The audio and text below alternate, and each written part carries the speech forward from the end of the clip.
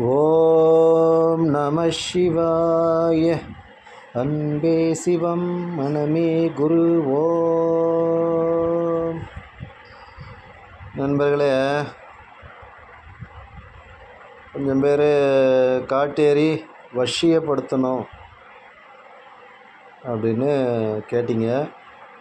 காட்டேரியோட வசிய சக்கரம் இது.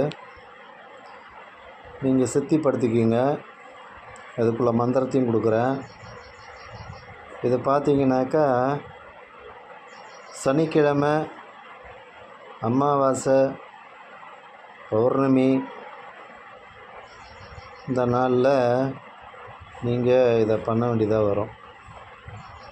கொஞ்சம் இது பண்ணும்போது அந்தி சாஞ்ச பிறகு பண்ணுங்கள், இல்லை பிரம்ம முகூர்த்தத்தில் பண்ணுங்கள்.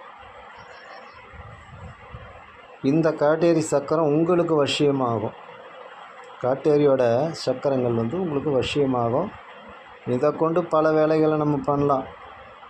அதோட வீடியோ நான் அப்புறமா நான் உங்களுக்கு போடுறேன். வசியப்படுத்தணும், காட்டேரி சக்கரமும் மந்திரமும் எனக்கு வேணும்னு கேட்டிங்க. அதுக்கு தான் இப்போ நான் கொடுக்குறேன். இதை கொஞ்சம் பாருங்கள். இதுக்கு சிம்பிள் தான். ஒரு தூபதீபம், கொஞ்சம் நெய் விளக்கு போட்டுங்க. ஆடை கருப்பு ஆடை கட்டுங்க, அப்படி இல்லைன்னா வெள்ளை ஆடை கட்டுங்க. சரிங்களா?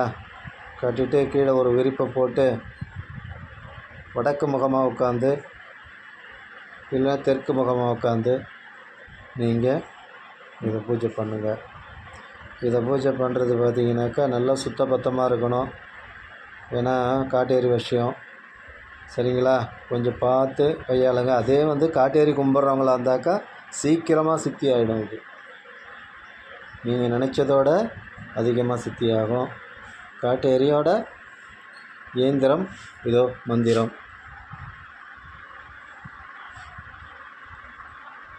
பார்த்துங்க.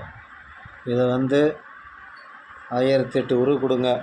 எந்த அளவுக்கு உரு கொடுக்குறீங்களோ அந்த அளவுக்கு இது உங்களுக்கு சித்தி ஆகும். இதை வச்சு பல வேலைகளை நம்ம செய்யலாம். காட்டேரி அருமையாக சித்தி ஆகும். அதே போல் நல்லா சித்தி விளையாட்டுலாம் நல்லா விளையாடலாம். அதை வச்சு நல்ல காரியத்துக்கு நம்ம பயன்படுத்திக்கலாம்.